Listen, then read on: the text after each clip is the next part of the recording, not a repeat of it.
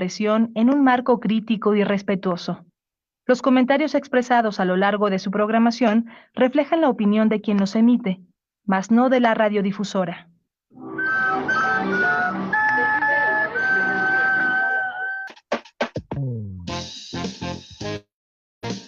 La Feria de los Libros. Otras formas de leer el mundo. Un programa de la FIL Palacio de Minería.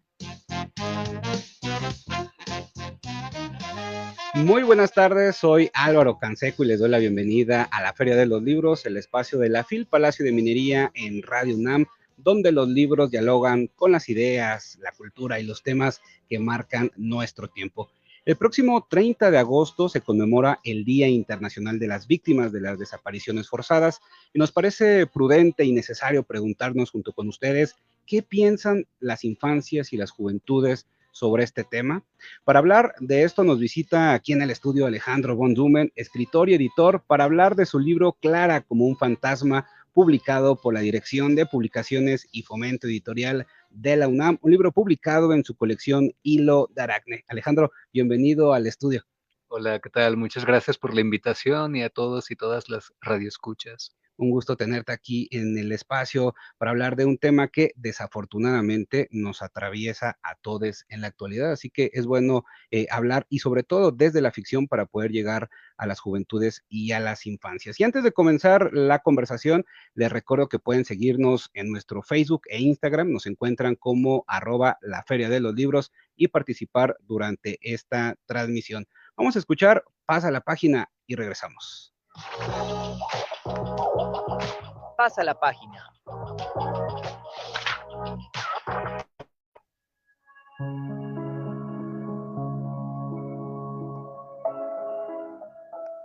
Cada 30 de agosto se conmemora el Día Internacional de las Víctimas de Desapariciones Forzadas, una fecha para recordar a quienes han desaparecido y a las familias que continúan buscándolos.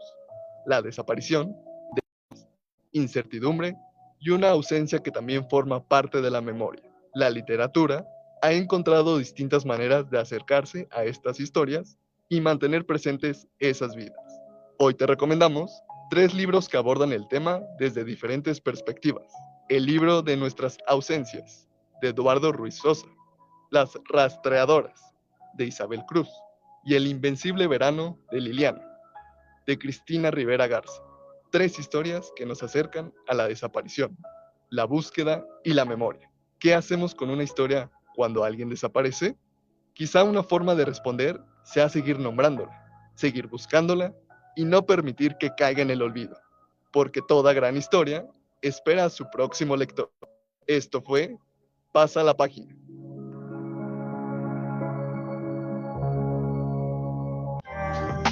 Síguenos en Facebook e Instagram. La Feria de los Libros.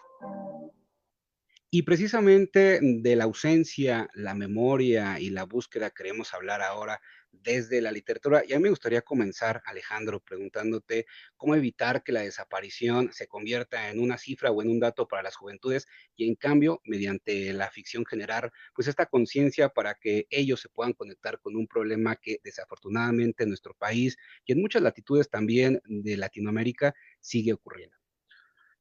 Sí, bueno, buenas tardes. Creo yo que uno de los valores o de los pilares de la literatura siempre es profundizar en los personajes, que sí se apela o se dice mucho de que es ficción, pero esa ficción siempre representa una realidad en la cual estamos inmersos. Y a diferencia de gran parte del periodismo, de toda esta cuestión ahora sí cuantitativa, ¿no? De la información, de las estadísticas y demás, la literatura lo que permite es justo profundizar en problemáticas, en la conciencia de ciertas personas, de ciertos contextos que se viven algo violentos y, y sí, va por ahí, creo yo. La literatura te hace sentir empatía por lo que estás leyendo, ¿no? Y sirve como un reflejo para la realidad, pues, en la que uno está ahora sí presente. ¿Y cuáles serían esos retos desde tu perspectiva para acercar a las juventudes a temas que, y lo vemos todos los días en los noticieros, en la prensa, en las redes sociales, a veces queremos dejar de ver, dejar de ser conscientes que está ocurriendo por el impacto que esto produce? ¿Cómo hacer que ellos sean conscientes que esto está sucediendo, que es un problema y que deben estar prevenidos también, que tengan todas las medidas a su alcance para evitar que puedan ser parte, desafortunadamente, de esa estadística? Sí, por medio de la literatura creo yo que importa mucho la forma en la que se abordan estas problemáticas. Por ejemplo, hay un teórico de literatura infantil, un autor venezolano, Manuel Fanán Díaz. Él habla mucho sobre cómo por medio de la literatura infantil y juvenil se pueden abordar temas que uno usualmente piensa que no es para infancias, Eso, ¿no? sí, sí. Porque resultan demasiado duros, dolorosos, pero entonces ahí lo que importa no es tanto el tema, lo que se está abordando en este caso, por ejemplo, las desapariciones, sino el modo en el que se hace. Tiene que ser con cierta amabilidad, con cierta validez, digamos, ética o con una ética muy presente de qué está bien decir y cómo se dice eso, justo para sensibilizar y no causar un efecto contrario, ¿no? Como llevado al morbo, por ejemplo.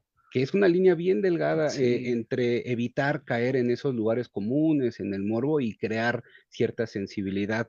Platícanos, por Ujú. favor, para todos. Bueno, yo ya pude acercarme a esta obra, leerla, la verdad es muy entrañable, es profundamente reveladora la historia de Clara, pero para quienes no lo han hecho, cuéntanos cómo es que surge y escribes Clara como un fantasma, que además, hay que decirlo, ganó el premio de novela juvenil Universo de Letras en 2022. Cuéntanos todo lo que hay detrás para que este libro fuera publicado y ganador además de un premio. Ujú. Sí, tuve la suerte de que saliera premiado en este concurso de la UNAM. Y bueno, la novela justo la escribí en el 2022. Yo estaba en otro proyecto muy diferente a esta novela. Sin embargo, en ese entonces, pues no dormía muy bien, estaba pasando por ciertos problemas. Y antes era muy adicto ya a Facebook, ¿no? Y revisando ahí constantemente, actualizando, pues me salió yo vivía en el sur de Jalisco, en Zapotlán el Grande, y me salió de la desaparición de dos chicas muy cercanas al lugar de donde radicaba, ¿no? Es una ciudad pequeña, realmente todos, o la mayoría se conocen, ¿no? Ahí. Y me causó cierta impresión muy negativa, como una banalidad de la realidad que estamos viviendo, al ver que se compartía la ficha de desaparición de una de estas chicas y enseguida un meme, ¿no? O estas cosas de cómo todo ya queda en la misma categoría, Sí, digamos. Y de ahí, no sé, como que traté de abordar este tema de las desapariciones por medio de alguien diferente, que no es una víctima directa, pero sí es una, hasta cierto punto, testigo o alguien que está viviendo esta realidad, ¿no? Y que se ve afectada por eso, porque cuántos de nosotros quizás no tenemos a alguien muy cercano que ha desaparecido forzosamente y sin embargo nos afecta, ¿no? Y cómo esto, pues también se tiene que hablar, a todos nos concierne esto porque pues estamos en nuestro país y somos una sociedad y si queremos tener como un sentido comunitario, pues importa mucho sensibilizarnos ante lo que están viviendo pues los demás. claro. Una de las figuras que aparece constantemente en este libro es, evidentemente, como el título lo anuncia, la de fantasma, pero no son esos fantasmas, lo platicábamos antes de entrar al aire, esos fantasmas hollywoodenses, cinematográficos, paranormales, no, la idea del espectro como esta imagen o esta posibilidad de hacer visible algo que está ocurriendo. La misma protagonista va sintiéndose un fantasma sin necesariamente desaparecer del todo. Cuéntanos de esta categoría que utilizas de lo fantasmagórico que atraviesa completamente este libro. Sí, a mí me llama mucho la atención, bueno, soy fan de las películas de terror, esto no tiene nada que ver con eso, pues, pero me he leído muchos ensayos en torno a cómo se categorizan, por ejemplo, los fantasmas, ¿no? Y hay un escritor argentino cuyo nombre ahorita no recuerdo, que él menciona que los fantasmas son esas ausencias presentes, ¿no? Que están y no están, esa Exacto. contradicción, pues. Y me quedé pensando en que justo así son las y los desaparecidos, ¿no? Son personas que están porque pues uno los extraña, porque uno ve las fichas de búsqueda, porque siempre dejan una memoria viva, activa, pero pues ¿dónde está, no?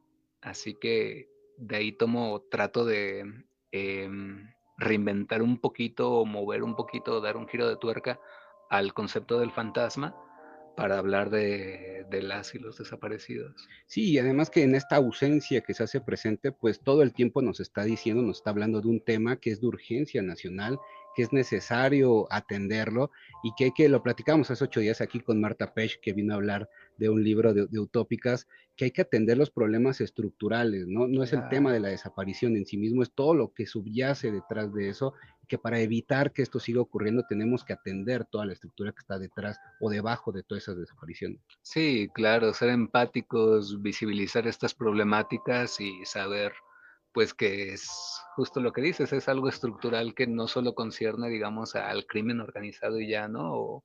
Sino que es algo mucho más grande y que si todos no nos apoyamos en cierto modo, pues lamentablemente va a seguir ocurriendo. Va a seguir ocurriendo, sí.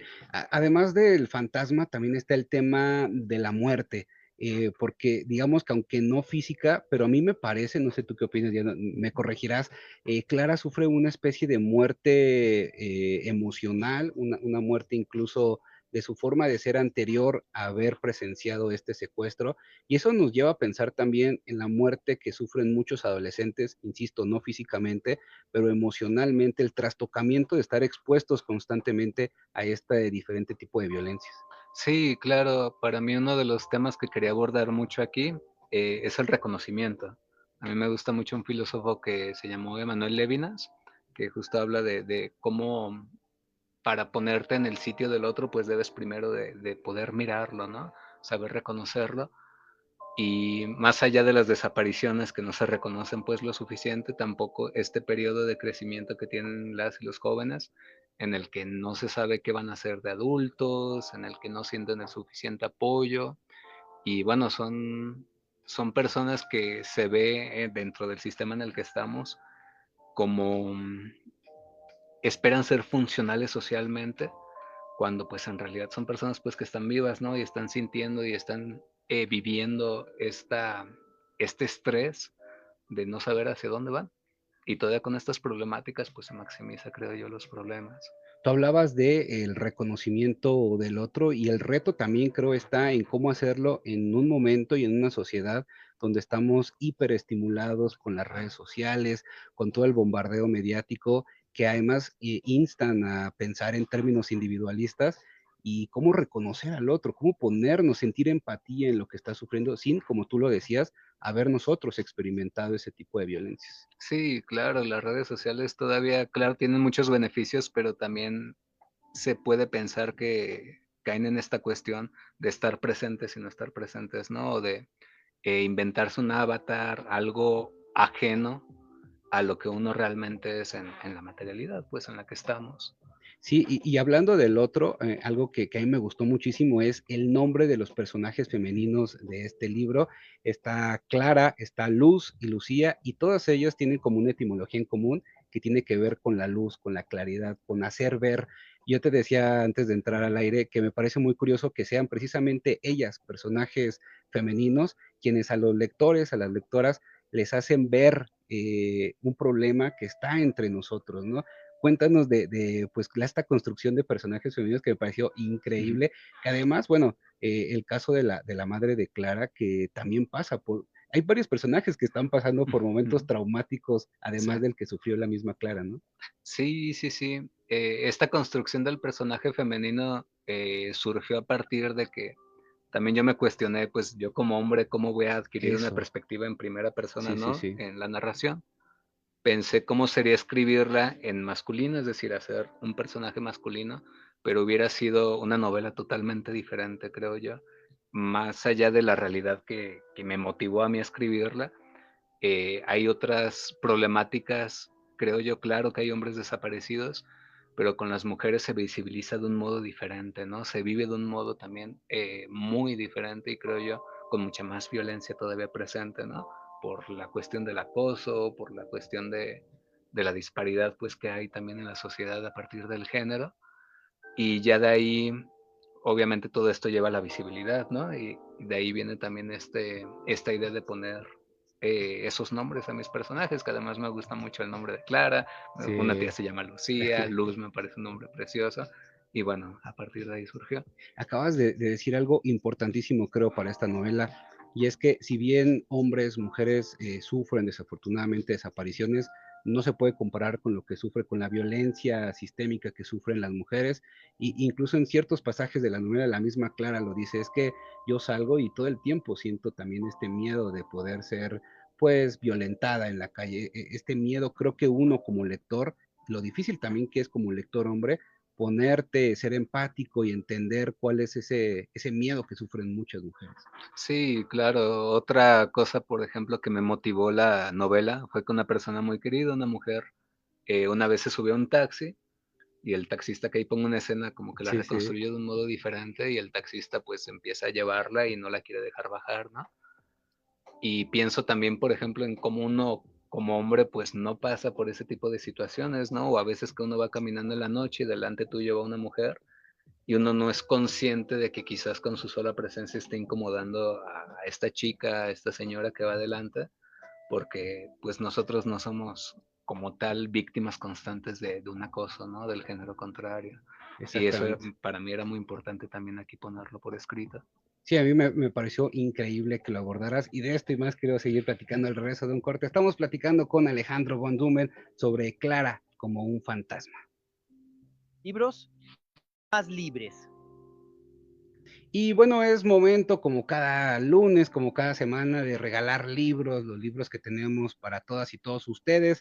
Esta tarde tenemos reflexiones sobre videojuegos educativos, aproximaciones al estudio de los Serious Games, un libro coordinado por José Ángel Frías y editado por UNAM. Un autor que además ya nos visitó hace unas semanas aquí en la cabina y que si ustedes quieren pueden volver a escuchar la entrevista en nuestras redes sociales y también en www.radiopodcast.unam .mx, bueno, esa y todas las entrevistas también que tenemos en este espacio. Y también tenemos el libro 2501 Migrantes de Alejandro Santiago. Este es un libro editado por la UNAM y el CISAN. Para llevárselos, a ver, tome nota, lo único que van a hacer es para las dos primeras personas que compartan en alguna de nuestras publicaciones de Facebook y comenten en ellas uno de los libros que recomendamos en nuestra cápsula de hoy, seguido del libro por el cual están participando, se van a poder llevar alguno de estos ejemplares. Recuerden, a las primeras dos personas que compartan una de nuestras publicaciones de Facebook y comenten en ella uno de los libros que recomendamos en nuestra cápsula, se van a poder llevar alguno de estos ejemplares. Vamos a escuchar un fragmento de Instrucciones para contar muertos en la voz de Sara Uribe, un material que ustedes pueden escuchar en Descarga Cultura UNAM y regresamos.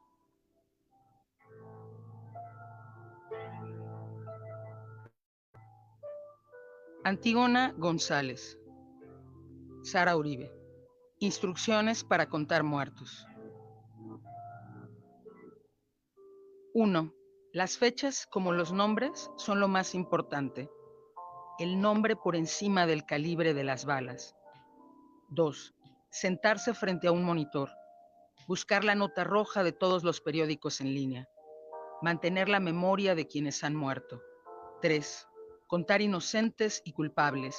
Sicarios, niños, militares, civiles, presidentes municipales, migrantes, vendedores, secuestradores, policías. Contarlos a todos. Nombrarlos a todos para decir, este cuerpo podría ser el mío. El cuerpo de uno de los míos. Para no olvidar que todos los cuerpos sin nombre son nuestros cuerpos perdidos. Me llamo Antígona González y busco entre los muertos el cadáver de mi hermano.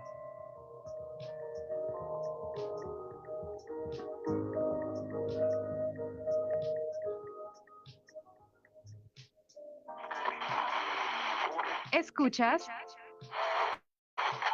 La Feria de los Libros. Estamos de regreso a través del 860 de la amplitud modulada en Radio UNAM y también saludo a quienes nos siguen a través de las redes sociales por ahí, Esme, Alejandro Rodríguez, también nos ha dado like Guadalupe Acosta Segura, Andy, Dali Hernández Mendoza, todos ustedes, muchas gracias. Y bueno, también ya lo saben a los que se vayan sumando en el recalentado literario. Platicábamos ya del acto de mirar, Alejandro, que es uno de los temas que abordas en este libro, bueno, entre muchos otros, y también el de la escucha.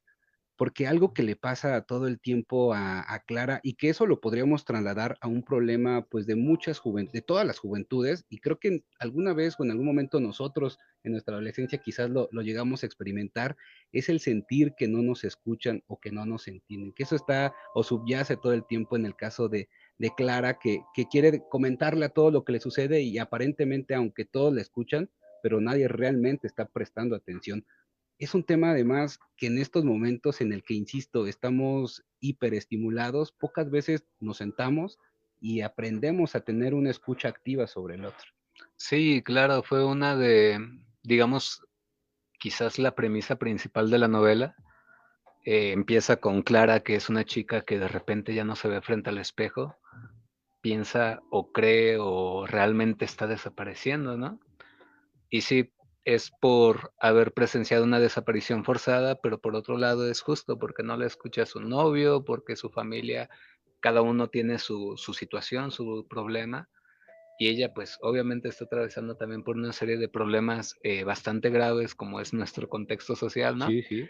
Así que todo esto lleva a un crecimiento, digamos, pero un crecimiento como a la inversa, ¿no? En el cual ella se va aislando cada vez más porque no encuentra a nadie que la escuche. Ya después, más adelante, se va solucionando un poquito de esto porque encuentra otro grupo de principalmente mujeres que también están atravesando por situaciones similares y con las cuales ella más o menos empatiza y al menos en cierto aspecto pues puede solucionar esta cuestión de la escucha.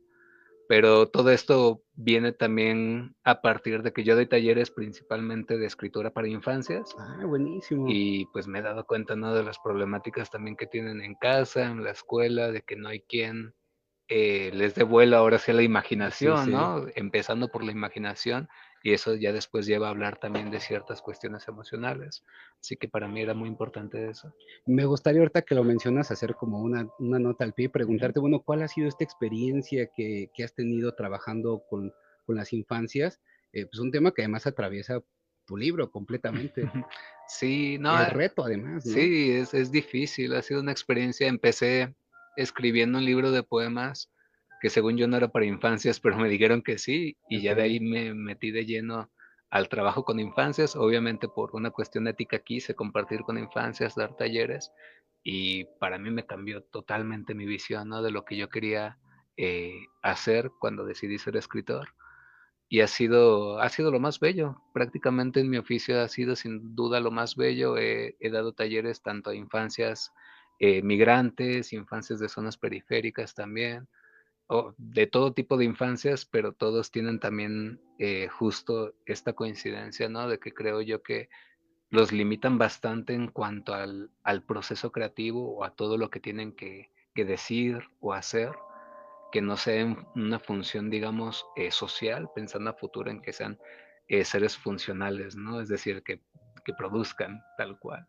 Déjame, enfatizo en esto porque también se suele pensar, uno, que la literatura para infancias suele ser menos seria, menos rigurosa. Esta categoría suele ser muy problemática, en primer lugar, y dos, que creemos que las juventudes y las infancias son generales, es decir, que son las mismas a lo largo y ancho del territorio mexicano.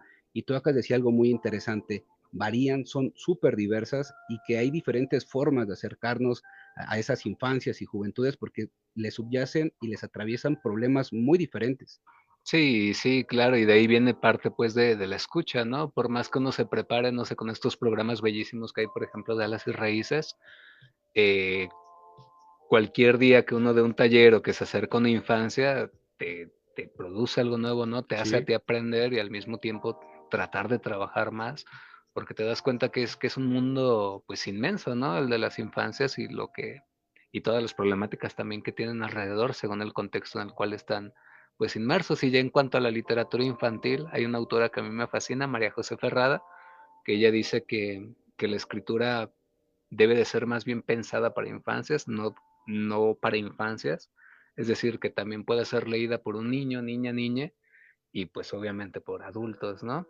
Así que ahí hay como un doble reto, ¿no? Que sea del atractivo de alguna persona adulta y al mismo tiempo para las infancias. que lo platicábamos con este libro y han venido otros autores de esta colección de Hilo de Aragne y coincido con todos y todas ellas, que estos son libros que, aunque son dirigidos para jóvenes, también deben ser leídos por los adultos, porque creo que como adulto te hace darte cuenta de todos esos problemas que están atravesando las juventudes y que a veces ignoramos o no Claro. recordamos que llegamos a pasar en nuestra juventud. ¿Qué te parece si para ir cerrando esta charla nos lees algún fragmento de este Clara como un fantasma para que quienes no lo hayan leído, pues engancharlos, invitarlos a que vayan, lo adquieran y se adentren en esta gran historia? Sí, por supuesto. Les voy a leer un fragmentito en torno a las mariposas y dice: Para despejarme, abrí el mariposario al azar, a ver con qué me encontraba.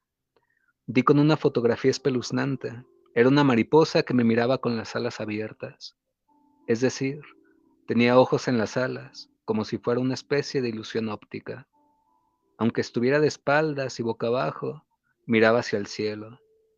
Arriba de la foto había un texto. El libro decía que era un poema, aunque no estuviera en verso y pareciera, más bien, una pequeña historia. La autora tenía un nombre bellísimo, se llamaba Marosa di Giorgio. Vi una mariposa que moría y resucitaba, que moría y resucitaba, así toda la noche, creo, todo el tiempo. Cuando creía que la había vencido, ella volvía a abrir las alas, a vivir. Lo leí una y otra vez. Con cada lectura sentía aleteos en el corazón. No quise leer esto porque mi tesis de maestría fue sobre Marosa di Giorgio. Para mí es una Buenísimo. diosa, ¿no? Así que Y también la sí. invitación, por supuesto, para acercarse a ella. ¿Y Ujú. dónde pueden conseguir Clara como un fantasma, Alejandro? El libro lo consiguen, ya casi no hay ediciones. Estoy ahí, bueno, amistades han estado presionando para que vuelva a ser reimpreso, hace no tanto fue reimpreso, pero al parecer pues lo distribuyen mucho en bibliotecas y así. Pero se consigue en librerías UNAM, está la librería virtual, ¿no? Por ejemplo, y siempre con ofertas, así que es muy recomendable. Está Gandhi, están estas librerías del Fondo de Cultura Económica, Buenísimo. y sí, por ahí se consigue, o en digital también, o Per- directamente me pueden Buenísimo. contactar a mí también. ¿Dónde te pueden encontrar a ti tus redes sociales, Alejandro? Estoy en Instagram, tengo Facebook, pero no lo utilizo realmente, pero estoy en Instagram como bon-duben.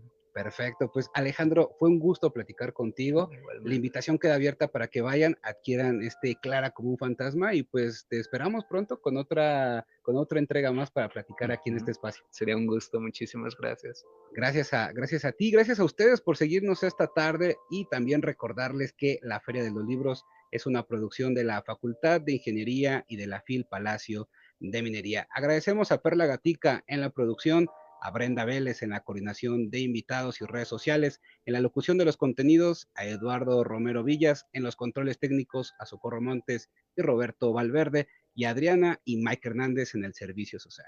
Yo soy Álvaro Canseco, nos encontramos el próximo lunes a la misma hora por esta misma amplitud modulada para seguir conversando sobre libros, historias que nos atraviesan todo el tiempo. Hasta pronto.